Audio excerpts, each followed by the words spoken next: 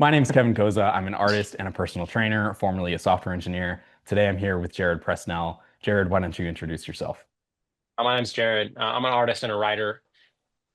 And, very in wood, but I like to explore mediums generally and make a study of development and write about it. Kind of whatever comes to mind. Yeah, awesome. What are you working on right now, Jared? So right now, I just wrapped up a showcase at a cafe downtown Boise called Momentum, and I put in a big showcase of art, lots of ceramics, lots of big platters, some cool new paintings. I was kind of getting back into painting, but I just wrapped that up, and so I just moved into a new studio 2 months ago. So still building out the studio, getting the pottery studio organized, and then really kind of hunkering in for the winter, getting my writing set up good, organized, and getting back to writing. Continue to, I've been working on like a neuroplasticity book for the last 8 years or so, various stages of drafts. Every year I say, oh, this is the year that I'm going to bust it out. But I do think I've got, all the materials there. And this year's been chaotic, but I'm ready to just kind of like hunker down and write. So kind of condensing a year of very chaotic progress in a new city. And that's my focus. Getting back to Right. the roots of like what I care about most and like really working on the theoretical work and working on the ideas that can be spread and disseminated to the people, hence the podcast and stuff like that. Yeah. And when you're talking about all of these disparate things, you're working on a neuroscience book and you are an artist, how do those things fundamentally relate to each other? Yeah, I mean that's a good question. And so I got into art, specifically I got into craft. I'd already learned a bunch of plasticity.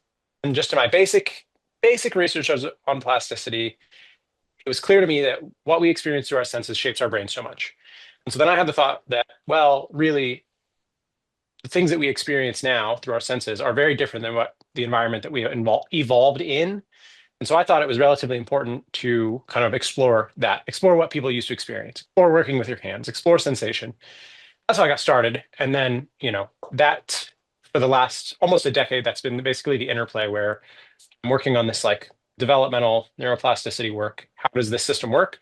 But then going to the studio and learning new things and trying to study, well, how actually is my brain changing in real time as I'm exposed to these things and kind of piecing it all together.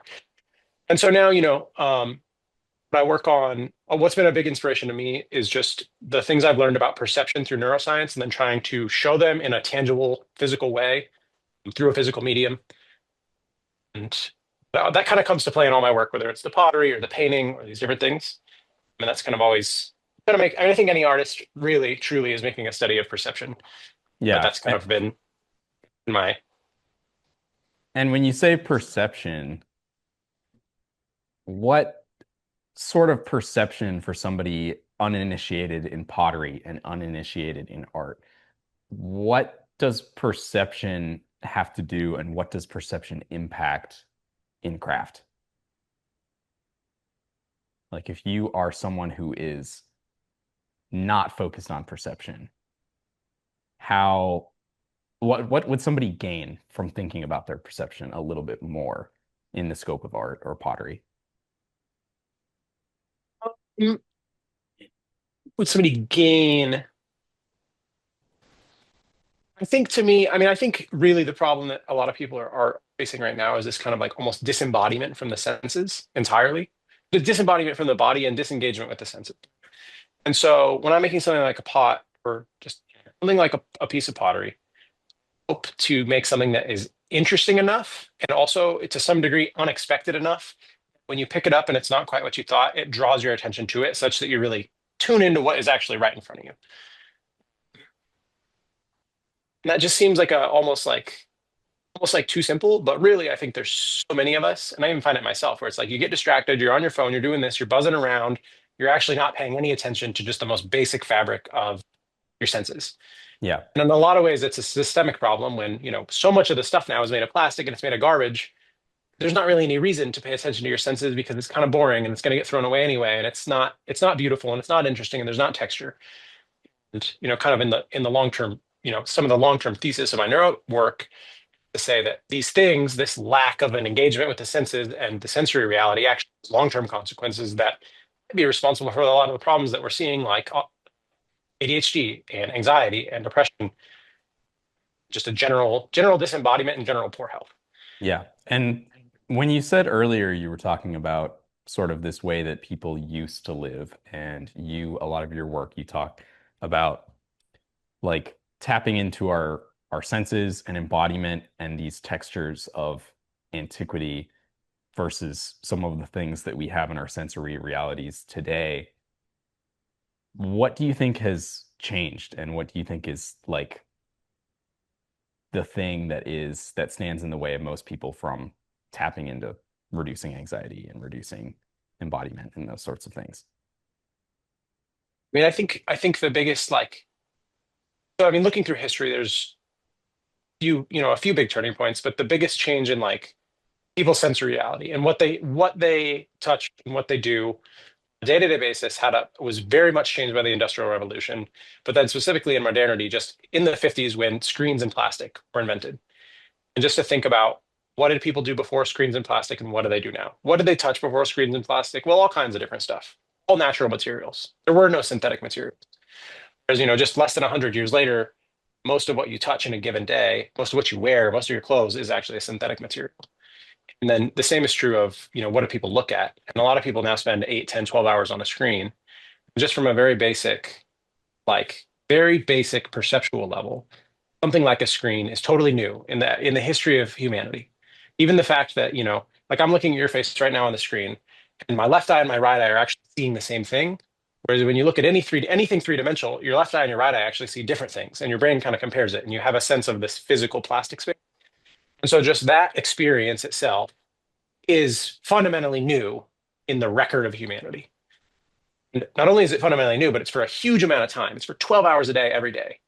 And so, without making any judgment of what it is, it's just to say, well, it is definitely a new thing. It's definitely different than anything we've seen before.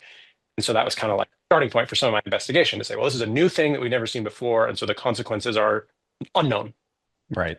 And some of this, I know that we've both talked about the book Anti-Fragile in the past. That's Hmm. one of his core arguments, the author's core arguments, in that anything that has been around for millennia is proven innocent, so to speak, or we are aware of the dangers, whereas things of Hmm. modernity are guilty until proven innocent. So I think Totally. there is a reason to be somewhat skeptical and suspicious Mhm. of these new materials and these new technologies without necessarily, like you said, putting a judgment on what it is, but just understanding the fact that we have not adapted to being able to Yeah. I interface think with that's these. like it's a big gray area. And I think that when you look at kind of the modern problems, which to me, from a big picture level, some of the modern problems are that there's something wrong with a lot of people, namely anxiety, depression. Just sheerly the number of people on antidepressant medication is like 20%, like 1 in 5. And so when you say, okay, there's something wrong with a large mass of people at scale, nobody knows why. Well, the most obvious place to look is like, well, what's different now than it used to be? It's like a good way to just take a very unbiased, like, if you were going to try and solve an ambiguous problem, where would you look? And so that's kind of how I started looking at these things. Do you think that expanding people's perceptive capabilities will address some of those problems? And how do you think is the best way to expand people's skills and abilities and perception, if so?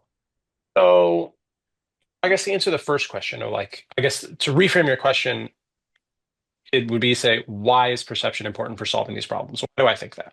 Yes. And so me, I think my thesis, right, like my theory, what I've developed over time is that something like anxiety is a natural thing. It's very obviously a defense mechanism. You're much better off being more too afraid than not afraid enough, because being too afraid will keep you alive, right?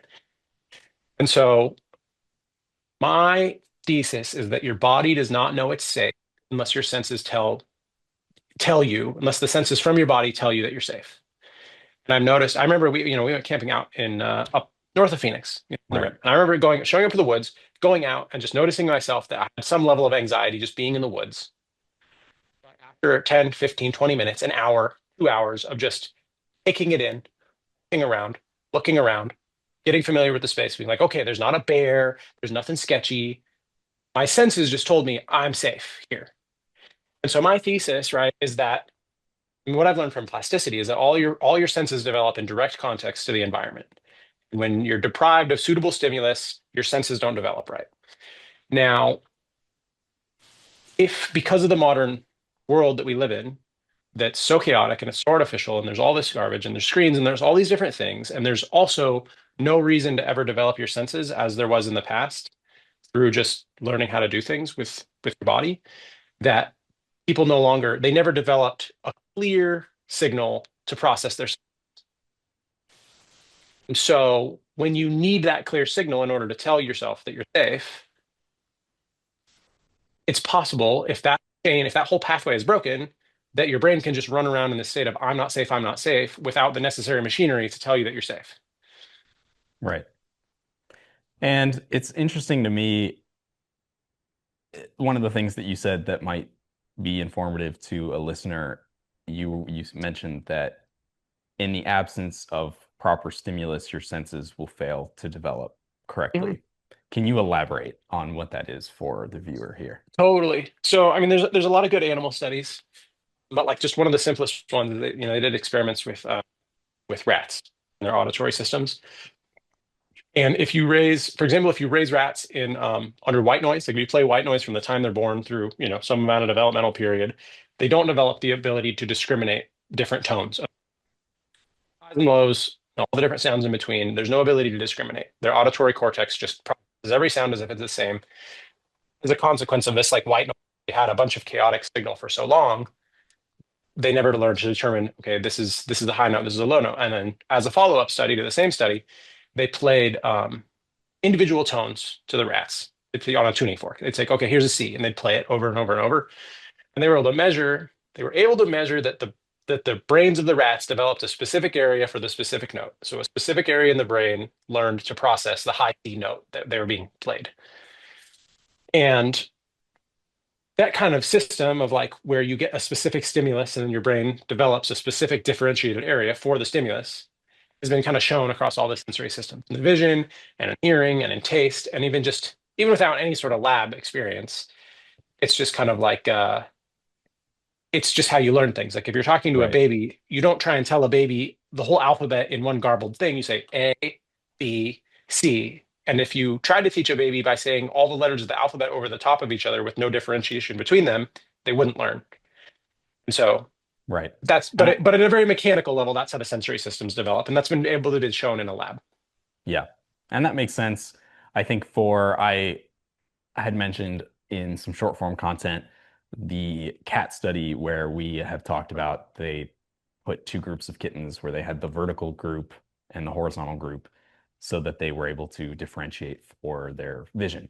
And I had some amount of skepticism on the video where someone was saying, "Oh yeah, well our brains are exactly like cats." And for me, I'm like, sure, that's a reasonable jump to make and be like, well, we have different brains. But I think the concept of plasticity and, as you said, mapping stimulus to different parts of the brain, we've seen is, I don't want to say universal, but it's ubiquitous across species. And that's why in like children, for instance, where if you aren't exposed to like certain uh, phonemes or sounds, you're not going to have the ability to perceive. Like I can't hear certain sounds and say like Mandarin. It's just I just Totally. wasn't exposed to it. So Yeah.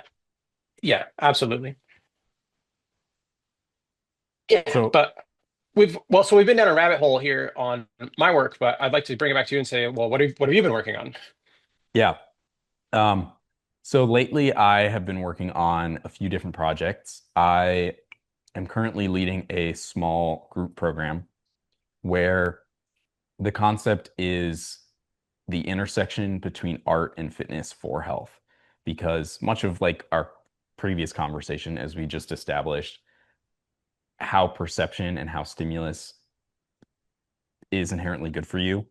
I think a lot of people have some amount of a neglect around incorporating art in their lives, both as a consumer of art and as a creator of art. And for me, I have found so much value in the intersection between both art and fitness, in that they're so heavily based on understanding long-term growth. They're based on listening to your body. They're based on um, being rooted in the present. So trying to help people build these skills so that they have a reduction in running thoughts or they have a reduction in dissociation or negativity, because I think that you can learn one without the other, but if you really solidify them across domains, then you can extend that and extrapolate that into other aspects of your life. So you might get better Mhm. at art, and you might get in better shape, and then you might understand that you can perform better at work, or you can do really any of these other things, understanding these like core principles. So that has been my latest project, and I've pulled a lot of different elements from some amount of my personal training with clients online, as well as from all of my experiences as an artist, and then also teaching painting classes. That's super cool. I mean, I really like that. I like the kind of idea of doing two different things that don't seem related so that you can get at some sort of deeper principle. Right. I think I think just the way that things are now, people think they put things into such categories of like, oh, painting is painting and fitness is fitness. But well, how are painting and fitness is a really cool way to explore. Right. And that has been a really hard question for me, especially as I am trying to use social media as a lever for helping people directly. Generally, there is this concept of building out a niche, and it's like, are you in the fitness niche? Are you in the art niche? And it's difficult because for a long time I was like, well, maybe I'm one, maybe I'm the other, maybe I'm both. But for me, I do find that the most important thing really is actually self-improvement through the overlap. And it is really not that important that it's art or fitness. It's just that those are the Mhm. things that I have, I would say, the most substantial experience in and the most capacity to help people with, because I have been doing them for so long. Totally. Do you want to share with the viewer? The other day, you were telling me a story about one of your clients that you were helping in your house and about how postured in such a way that he wasn't using. Do you just want to tell that story and we can explore it somewhat? Yeah, definitely. So in teaching painting, it's really interesting to me because there are so many little things that I pick up on now that I wouldn't have picked up on when I first started. And I have no training, no like formal training as an artist. So all of what I've discovered has been through repetition and been through just natural exploration. And I found that when I had my student in for my painting seminar, he and we worked together in a personal training capacity. So I've worked with him on his physique and on his weightlifting. And he is an artist already, and he does very detailed wood burning. I found that the very first thing I attempted to teach him in the class was to get a gut feeling of the tools, because I think understanding tools and how to interface with your setup itself is really important. And I found that when he would pick up paint and he would apply it to the canvas, he was only ever approaching a small slice of the canvas. It was an 18 by 24, and I said, have at it, man. Like, don't worry about where the paint's going to go. Don't worry about the color that much. Just get familiar with moving your arm around, because that's how I learned, and that's how I think people can get repetitions fundamentally without thinking too far in advance. And he was painting in this little like 8-inch box, basically. And it was, he would expand a little bit, and we started to add another color, and I encouraged him to like expand outward. And for me, the thing that I noticed was that there's a direct correlation between somebody's posture. And I say posture in the sense of like, he was in some capacity internally rotated. And this is like kind of a concept for personal training where your head, you start to flex your neck, everything kind of turns inward. But I noticed that it also has to do with our ability to take up space. And I found that because he was potentially the pupil in this scenario, his posture and his status, so to speak, was lower, internal. And I think that impacted inherently his ability to be expansive, to take up more space. And so after I pointed it out to him and I said, bro, open up your chest, like make some sweeping movements, he was able to paint more fully on the canvas. And when we Mhm. approached a new canvas for a completely separate project after we took a break, he had no fear to draw on the edges to like completely get after the whole thing. And I think that this relates to painting just from the brass tacks of you will be a better painter because one of the painting heuristics is the fact that you should paint crude to fine. And so if you Mm-hmm. start from this lens of I'm going to stay really tight and really contracted and really internally rotated, inherently you're going to be in the details and you're going to be painting super fine. Where you need to be when you first start, approach it without fear, approach it with your chest open and say, I'm going to make crude sweeping marks. And Hmm. then you can reflect on that and have a better painting. So, Totally. I mean, I think it's interesting to me because something that I've worked a lot, and like I recently helped go through, kind of put some of my work into like action to help him kind of just like redo his space. Just because it was cluttered, it was messy, and it was like cleaning it up. But something I talk to people a lot is how your environment that you live in is really a map of your posture. And so if you want to go about fixing your either one, if you want to go about fixing your posture or fixing the environment you live in, they really are not separated from each other. And so I think I liked the painting example because it's a really good example of say, okay, well, you're internally rotated and you're pronated, and so then the painting is going to look like a pronated painting. You know, it's gonna be apparent in the painting. And I think the right, same thing is true in your physical space. And so if you have some sort of a movement dysfunction, if you are chronically pronated and your knees are bent in, you can put, for example, like a lot of stuff in your walkway. So you're always kind of like weaving through the walkway. Whereas if you are really expansive and open, well, that just isn't gonna, it's like going into back when we lived in Phoenix, we went into this like very trinkety like glass shop. I remember going in there and I remember just curling down and just becoming so much more like contained because of this really fragile, cluttery environment. It would not be a place that you would open up and that be expansive and be like gestural. And that made me realize that how much of my posture is influenced by directly what's in my environment. right. And so then I think that's very noteworthy just as a premise. But then also when you talk about doing some amount of consulting or therapy to help somebody fix their posture, it also the environment is going to reflect that. And you can get pushed back into a bad posture based on the way that your environment's designed, and vice versa. Totally. And I think that we should talk about environment at length. I do think that it's worth honing in on that concept of understanding that it is so domain transferable in that if like in the times that I've painted and I've said I'm gonna first start by lifting weights, by expanding my posture, I approach the canvas with far more confidence. And I think that is really one of the root effects of what I'm hoping to achieve with the program Hmm. is telling people that you need to understand that you can't have one without the other. You can't have a super cluttered and tight space and paint in a tight manner and approach your weightlifting super meek. Everything follows itself. So it's really this concept of learning how to paint wide and open will make you have better posture. It'll make you more confident in the gym. It'll make you more confident, I think, in every other domain. I noticed But that when I finished a session where I worked on a really good painting and I was lifting weights the whole time, I'm puffed up. I'm like, I'm ready to go here. And yeah, the same time where if I paint a bunch of details and I'm really low and I get low compared to my canvas and let it impose some amount of status on me, then I will carry that through kind of the rest of my day.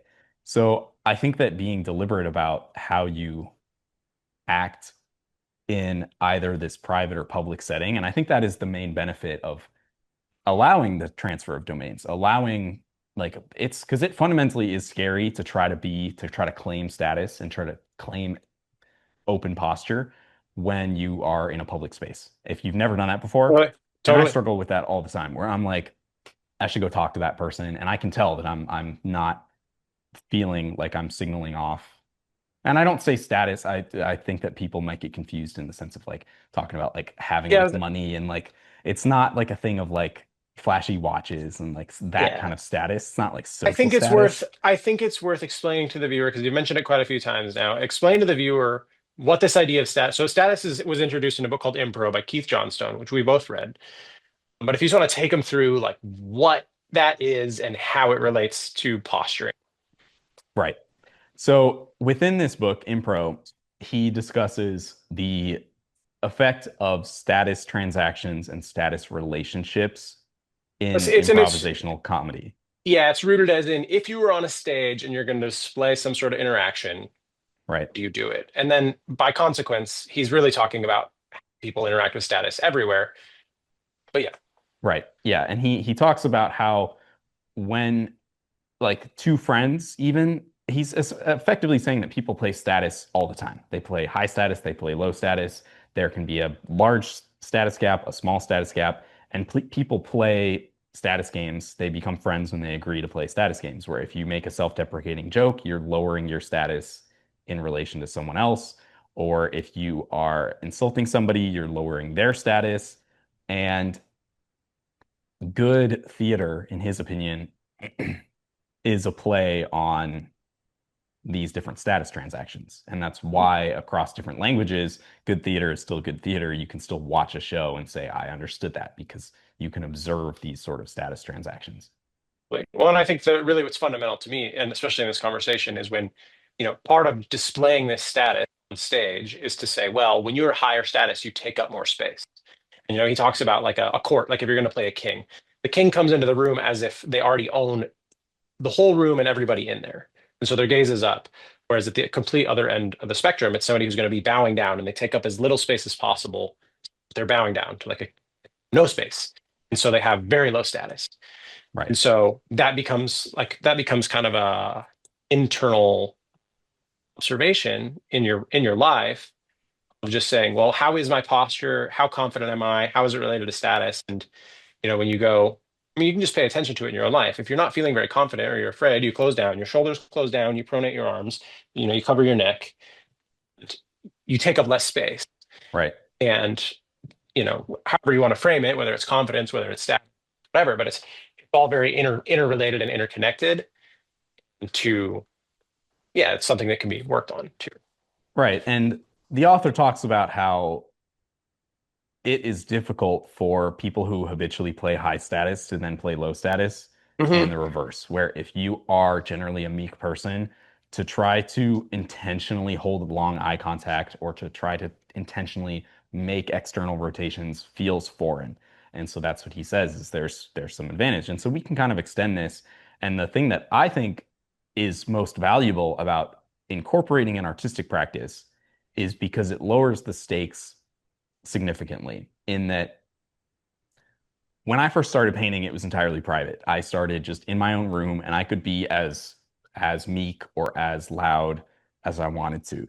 And when you are in control of the entire environment, you can say for yourself, I'm going to be expansive here. I'm going to get in the habit of expanding my status and imposing my influence on the environment in this way and making an impact on my environment. Again, if you expand your posture, it's something that you're basically practicing, almost like practicing in the mirror. The canvas is sort of your mirror in this case. But you can then take that if you're trying to become more confident, you can then take those skills and then now go try that in the gym. Hmm. Maybe go try it at your home gym and then continue to improve yourself in that way. That's what I like to think is the main benefit.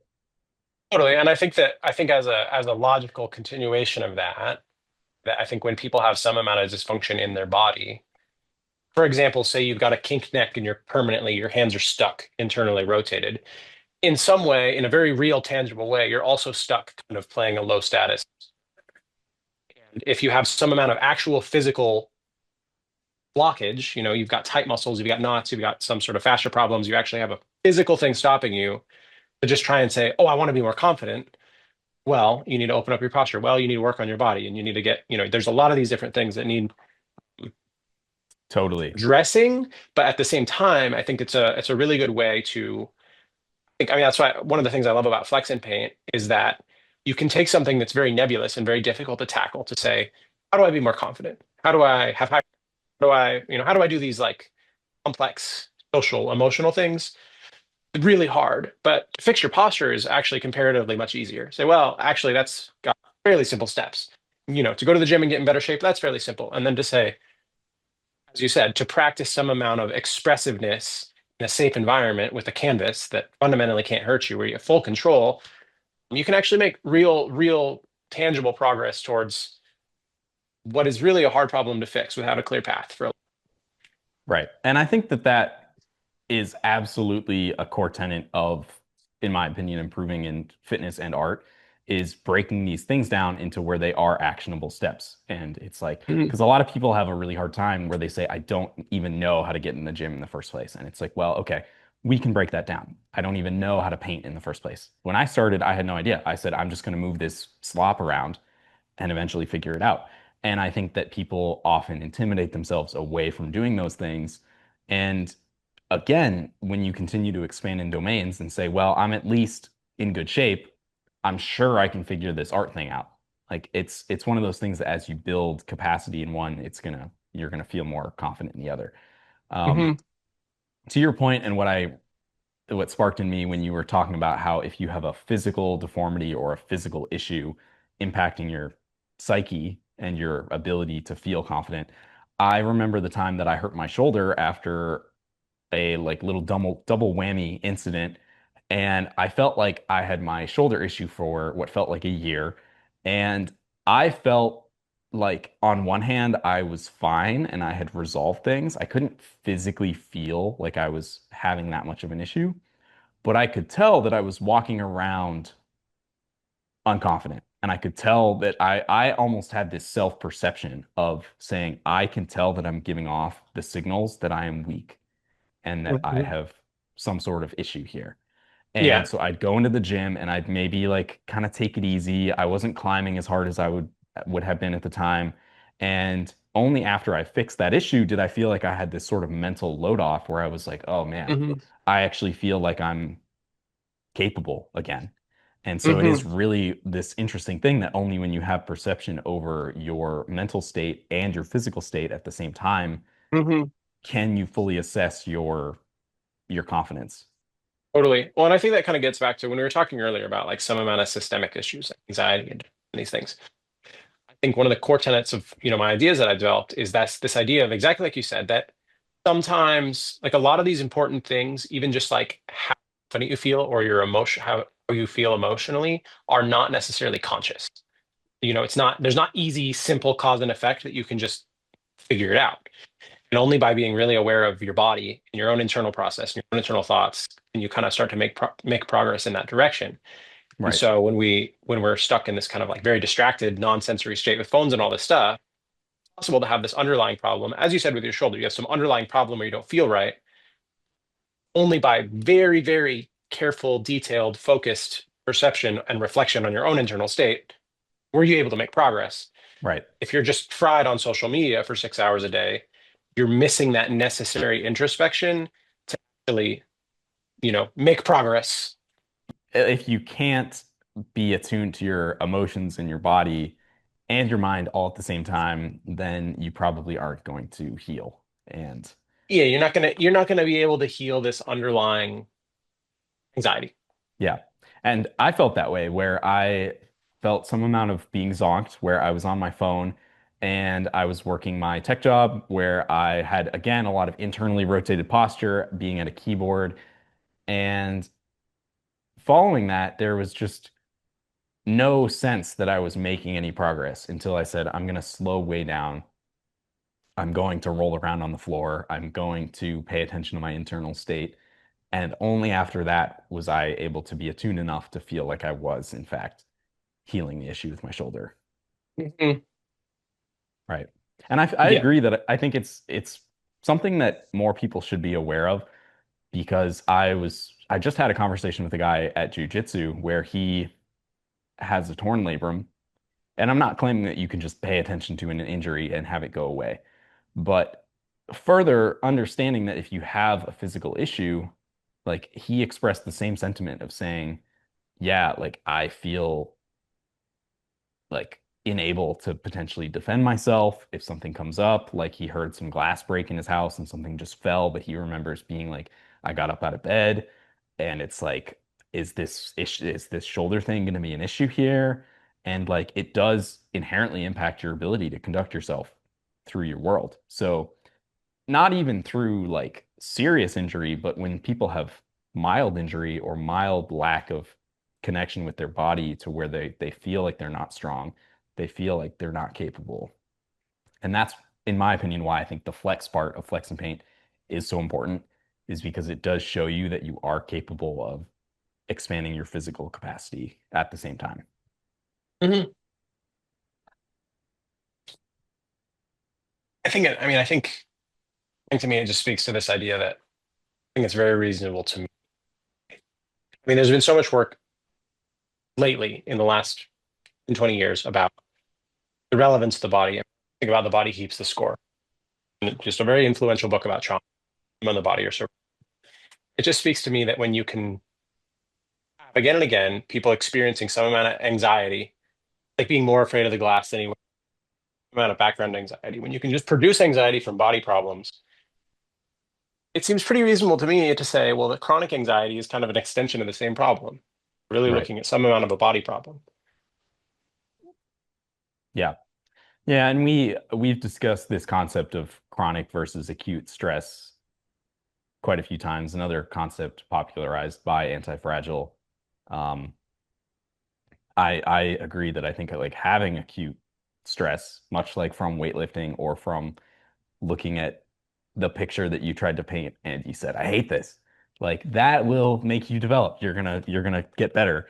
But when you continually have these like chronic incidents where you are in a state of dopamine sensitivity being destroyed from checking your phone all the time, or not being physically capable, or not having the ability to influence your environment, I think that's another huge detractor to people's moods, is that they Really. don't feel like they are connected to their outputs in a way that is helping their environment.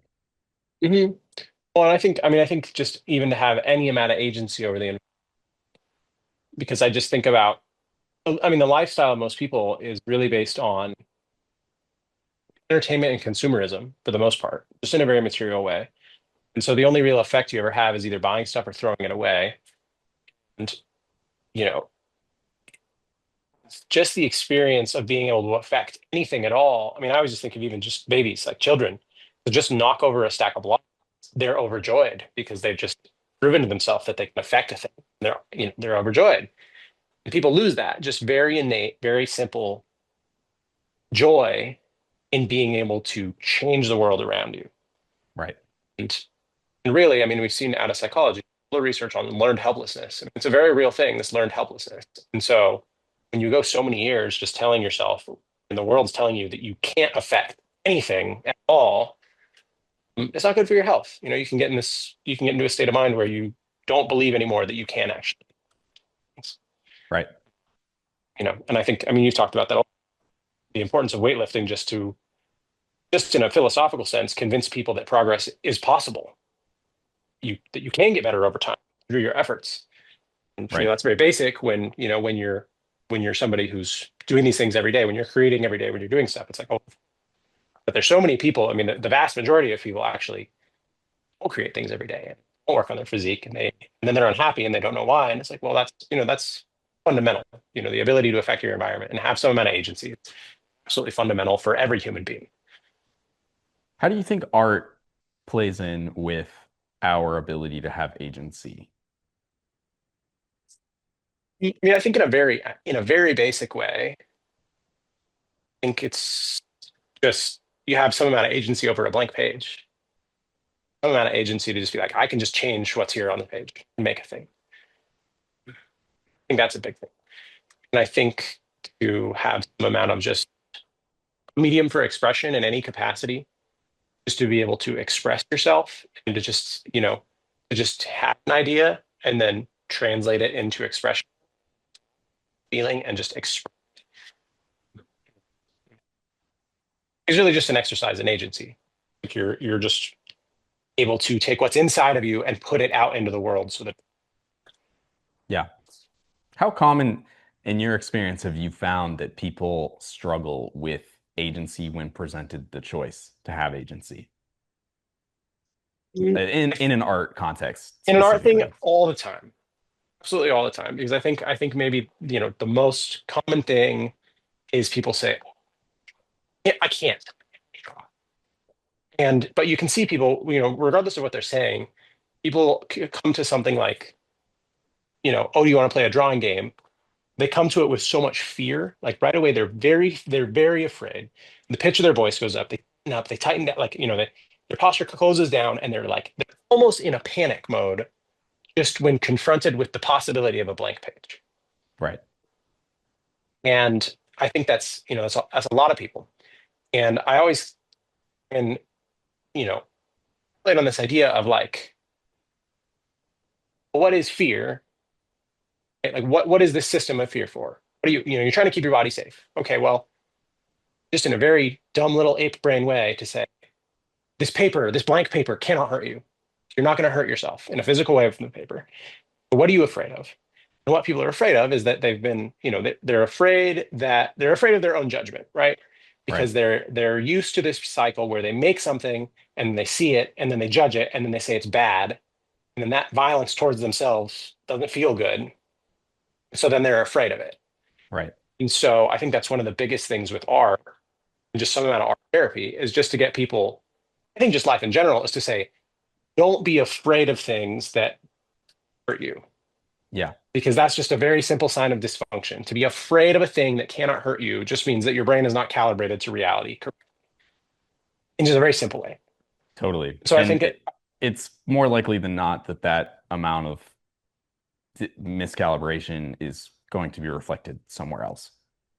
yeah, totally. I mean, I think there's such amount of just, and so, it affects people's decisions making a lot. I think that's, when we talk about like, I mean, you said something earlier talking about you learn that you can make progress in the gym, so then maybe you can try art. I think that's the biggest thing to me about this cross domain kind of domain creativity and expression, is just that I feel like in some capacity I've conquered that fear to say, oh, well, when confronted with a new thing, I'm not necessarily afraid of it. And if I find that I am afraid of it, I know that that's just like illusory. Hmm. Like maybe like a year ago when I first moved to Boise, I went to like a swing dancing class, and I was just like, all the feelings of like, oh, I'm afraid. Oh, I don't want to do it. Oh, this. And I was like, well, like really, this is just illusory. Like there's nothing dangerous here. And to just go down that path, that train of thought, to say, I'm going to confront this and overcome it and overcome this fake fear. And just to realize that that's possible, and to understand that whole cycle of kind of overcoming it, I think is one of the most general cross domain skills that you can have. Totally. And I think when you see people that are dysfunctional, they find a way really quickly to put themselves in such a box so that they confront their fear. Oh no, I can't draw. Like I'm bad. Like I know I'm not an artist. Like I can't.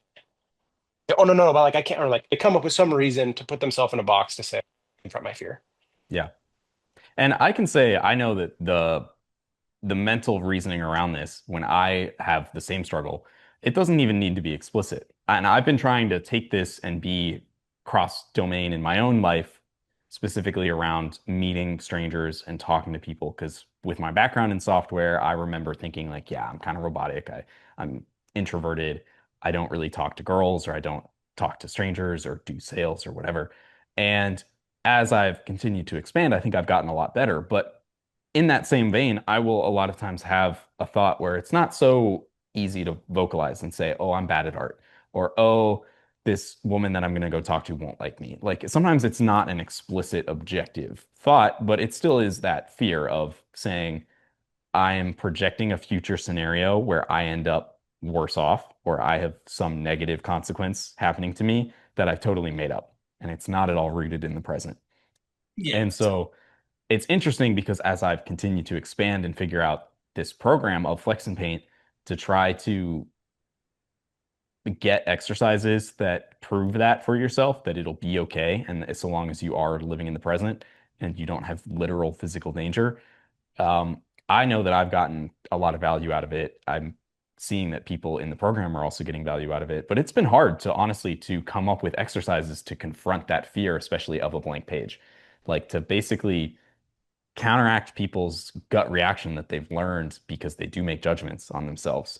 How does one stop that thread? How does one say I can create or I can lift weights and it's not going to be bad? Or if it is bad, it doesn't matter. I think that's Totally. honestly one of the harder problems that I've encountered in Totally. crafting this. something that like I guess a few thoughts that like were sparked based on what you said is just this kind of idea of like projecting a future scenario and then being afraid of it is a big thing. But I think it's interesting how so much of these different practices of like art and weightlifting and just expression generally, I think when you really get down to the conceptual like nuts and bolts of it, of like what's really going on, it really starts to mirror kind of meditation or like some sort of mindfulness technique. And something that I've said for a long time that I still really believe in is that when you are trying to confront anxiety or you're trying to stop your thoughts from running and you have a hard time with it, to jump right into meditation is maybe not the best idea because Right. it's really, really hard. To try and just sit still with your own self is really, really difficult. And so to have something that is more engaging, like painting or like pottery or like weightlifting, but then also to have some amount of awareness or even some amount of guidance, through a teacher or through a program to say, well, really what we're doing is mindfulness. And really you're trying to stop, because art is kind of blocked by judgment. Well, you need to kind of learn to not be chronically judging. You need to not be chronically projecting into the future. And really you need to be present here in the present moment and in your body. Right. And so you've already made it almost all the way to what somebody would say in a meditation to say, all right, well, you're present here in your body. And then you're just, to pay attention instead of paying attention to brushstrokes, to pay attention to your breath and your thoughts or whatever is really still all rooted in the same kind of mindfulness. Totally. Yeah. And I couldn't agree more. I think that in meditation, it is just hard to stick to. Like fundamentally, it's hard to start and it's hard to stick to because you don't get gains from meditation right away. You might like get some presence gains where like after you do 5 minutes, you feel a little lighter, but it's difficult without understanding the right lens to like, how do I tap into these practices of presence in a way that makes it rewarding inherently? And I think that fitness is great for that in that you can start using more mind muscle connection because your body is going to start sending you endorphins when you are lifting weights. And Mm-hmm. painting is great for that in that if you approach it with presence and you approach it as meditations of saying, I'm getting these repetitions in and I'm paying attention to my breathing and my body as I move, inherently you're going to start to paint things that you like. And it's not going to be immediate, but it might be faster than what you're going to perceive as the benefits of meditation at Mm-hmm. the same time as you get those benefits. So Totally. I think it's worthwhile to approach different things under the lens of presence, where you're detached from the outcome of the actual act itself, like not trying to be so hard on yourself about like having a good physique or having a nice painting, but focusing on the outcome of like, of the presence of saying, well, was I more present and do I feel better because I was more present? Yeah, That is like, it should be inherently rewarding. totally. Well, and I think too, to have some amount of, I think also just another way to think about meditation is that it's just downright really difficult. And so to have some sort of medium that has external feedback as to how you're doing at it Totally. is really important. And you can kind of see that in, do you have a good workout or you have a bad workout or, I mean, I know with making pottery, I mean, tons of pottery, and it's like if you're not present with the pottery, you're not going to be able to do it. You're not going to make it right. It's Mhm. going to fall apart in your hands. And so that's really good signal to be like, oh, hey, like you weren't doing this whole presence thing. Like the world is just telling you, oh, yeah, like you didn't do it right. And you say, oh, yeah, like I wasn't paying attention. Like, oh, yeah, my mind slipped. My mind was wandering. Whereas just to sit still and try and run that ringer on your own internally is just downright really difficult. And it takes a lot of years of practice to get to that point that maybe you're ready to tackle some amount of just like seated meditation. And so I think it's really good that it's becoming more like more popular, more mainstream. People are exploring it. But at the same time, I do feel like if you're somebody who's struggling, you're getting thrown in the deep end to try Yeah, and start fixing yourself just sitting still. So yeah, it's really hard. Like it's not the easiest thing to start with, and I think there's maybe better ways or other things that can be incorporated as tools, like art and craft and these different things, fitness, that can really help people a lot. totally. And to your point, it's hard sitting still. I think that's one of the main benefits of doing something where you have an aspect of motion and momentum. Like meditation is great in that it forces you to completely analyze your body and your breathing. It's often rooted in breath. Fitness requires momentum and motion. So does art Mm-hmm. when you're moving a brush across a canvas. And I think meditation often the end result, if you were to call it to have an end results, so to speak, is so that you can approach presence through the rest of your day. Hmm. And so I think like often, why not just go there to where you're trying to approach presence into the activities that you already are going to do, like Totally. go to the gym, like cook dinner, like do all these other things. Like if that's what you can get after it and you can habituate yourself into being like, I'm doing other activities and I'm present while I'm doing them so I can have better pottery. Great. I feel the same way. And it's kind of one of the reasons why I stopped doing so many like live streams while I was painting is because I Hmm. felt like it took me out of that present moment where I was immersed in myself and what I Hmm. was doing. That was kind of a struggle for me. Um, and you can feel it often. That's one of the cool things about doing art trading card parties.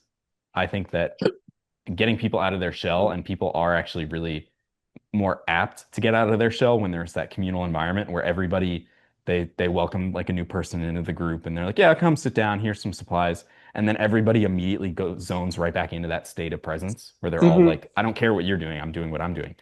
Totally. It's really encouraging for somebody to then say, oh yeah, actually I can draw and it doesn't matter. And I love that feeling of watching somebody who goes like our friend like Zach and he's like, oh, I'm not an artist. And then he sits down and he draws something and you're like, yeah, bro, you just did it. Like you said you weren't going to do it. You said you felt afraid, but you're Hmm. not. Like Yeah. I mean, there's some amount of like an eight brain thing of just like, oh, I'm afraid, but nobody else is afraid. So it must be fine. Like, you know? exactly. Yeah, totally. That social pressure I think is really strong. I think it is. And I mean, I'm really passionate about creating environments where there's that kind of positive social pressure Yeah. because I think nowadays there's a lot of negative social pressure. And I found that, I mean, for years of really intentionally not using my phone, it's really awkward when everybody else goes on their phone and then you just don't Yeah. because there's so much pressure to just do the same thing as everybody else. And so, just wanted to be aware of that as a kind of principle, but also to try and like facilitate these kind of environments or events or programs or just facilitate things in which you can drag people along in a positive direction. I think is a really important thing. Totally. Yeah. Yeah, and it's I mean, having that community in the first place is important because you get to bounce ideas off each other. But to your point, like just providing a space, because I think that's the other thing is that one of the more social problems that I'm hoping to tackle with Flex and Paint in the long run is this kind of like red pilly attitude of like, yeah, your outcomes are what is important, like how much money you make or how people perceive you or how all of these Mm-hmm. things result. And I think like we need to not think about any of that. Like it'll come Mm-hmm. things will flow into you positively if you set yourself up in a positive environment. And so to create that where it's like it's okay if you don't have a fundamental level of fitness. It's okay if you can't draw a straight line.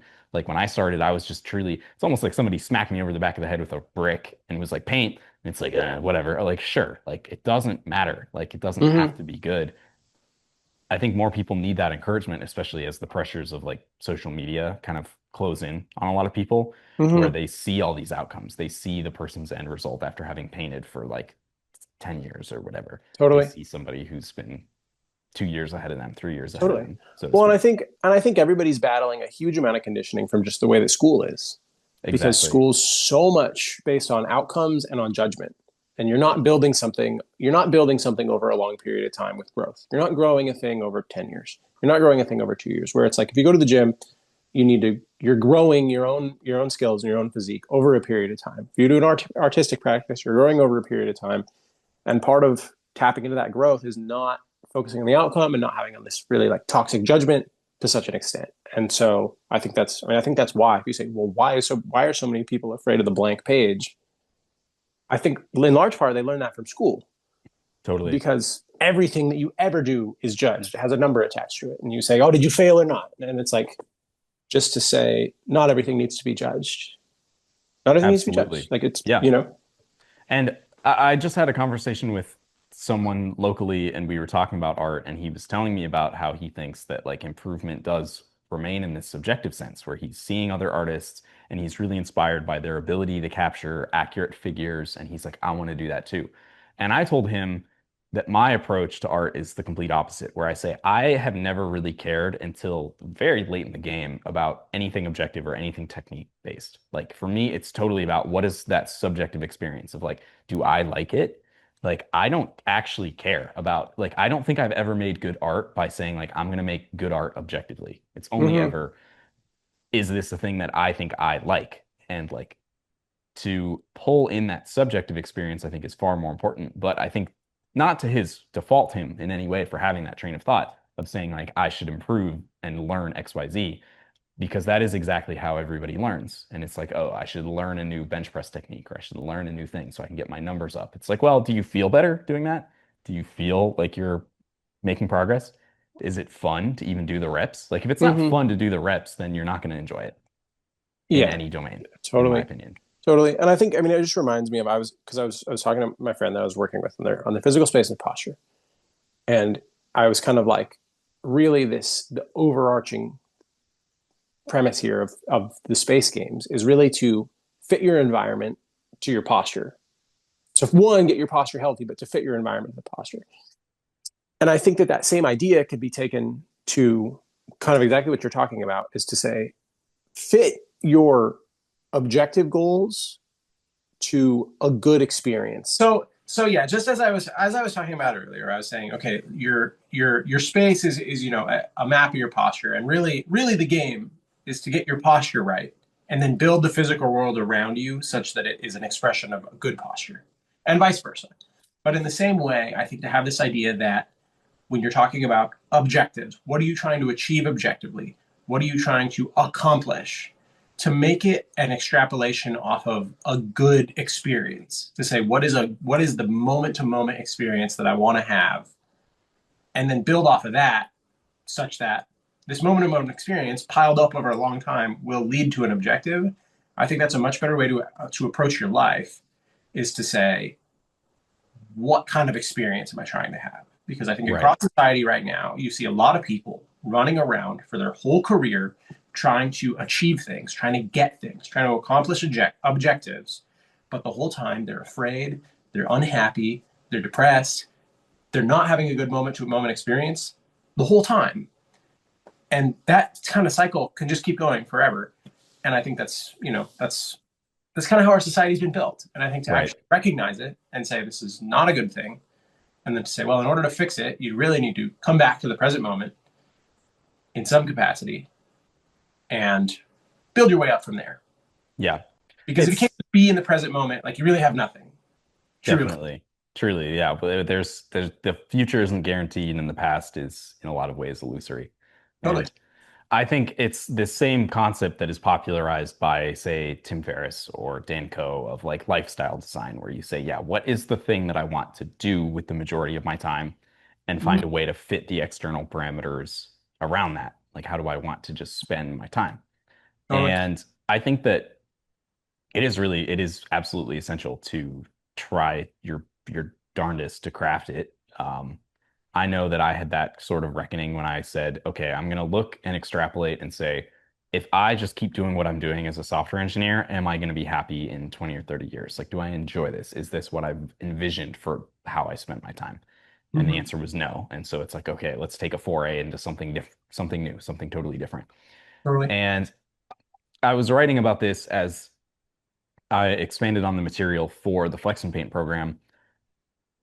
Having no attachment to the outcome, or like removing attachment to the outcome, I think is essential in that we say, yeah, we're going to try to live in the present. We're going to try to get the most value out of a single brushstroke or a single breath or a single rep.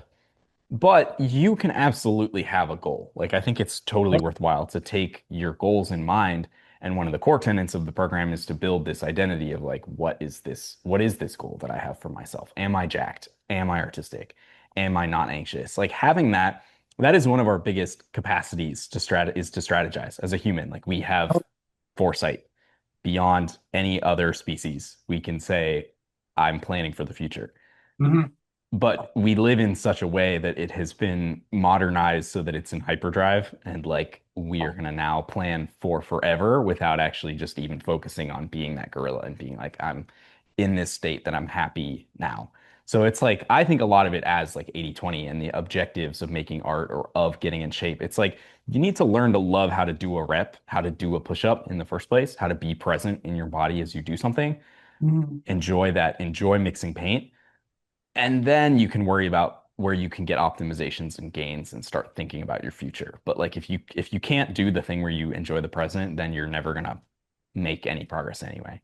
Totally. And I think in large part in art, just when you're evaluating art for how good it is, I think a lot of it comes down to, yeah, you can't make good art if you're not enjoying the process to some capacity. You know?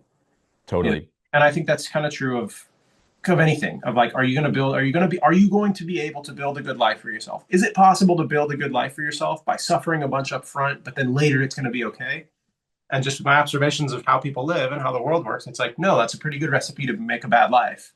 Yeah, That you're going to do something you don't want to do now, but later you think that somehow later it's going to be different. And I think totally. when you do that, you're just training yourself to be unhappy. Yeah. And I think it's interesting to me because in art, people can tell. And that's one of the things that I think is the strongest case for that argument is that as you learn to judge and value or make criticisms on the result of art, like Mm-hmm. I know when I've made art and I like it and I said I was present, I approached this without fear.